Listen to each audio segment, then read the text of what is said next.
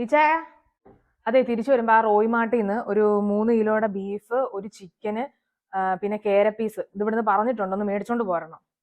ഇതൊക്കെ ആർക്കാടി? നമ്മളെല്ലാം ഓ, ഇത് നോയമ്പല്ലേ? നമ്മക്കല്ല, ഇവിടെ അളിയനും ചേച്ചിയും വരുന്നില്ല, അവർക്ക് വേണ്ടിട്ടാ. ഇവിടെ എനിക്കൊരു മുട്ട പൊരിച്ച് തരാമെന്ന് നോക്കിയപ്പോ ഇവിടെ ആരും മൈൻഡ് ചെയ്യുന്നില്ല. അവർക്ക് വെച്ച് കൊടുക്കുന്നതിനൊന്നും ഒരു കുഴപ്പമില്ല. നിങ്ങള് മകൻ, അത് മരുമകൻ. ഞാനിപ്പോ നിങ്ങളെ എന്നാ ചെയ്തെന്ന് പറഞ്ഞിട്ടുണ്ടെങ്കിൽ ഞാൻ നിങ്ങളെ നന്നായിട്ട് നോക്കുന്നു, അമ്മയ്ക്ക് ബോധ്യമുണ്ട്. പക്ഷെ മരുമകനെ സൂപിച്ചാലേ മകൾക്കൊരു ജീവിതം ഉള്ളൂന്ന് ഏതൊരമ്മയും വിചാരിക്കുന്ന പോലത്തെ ഇവിടുത്തെ അമ്മയും വിചാരിക്കുന്നുണ്ട്. അതിനുള്ള തത്രപ്പാടിലായി കിടന്ന് കാണിക്കുന്നത്.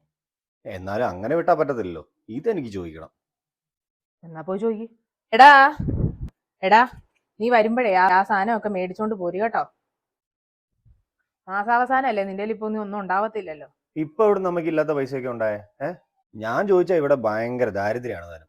അതിപ്പോ അപ്പായോട് ഞാൻ മേടിച്ചതാ. നിനക്ക് പൈസ വരുമ്പോഴേക്കും അപ്പായ്ക്ക് ഞാൻ കൊടുത്തു തരും കേട്ടോ.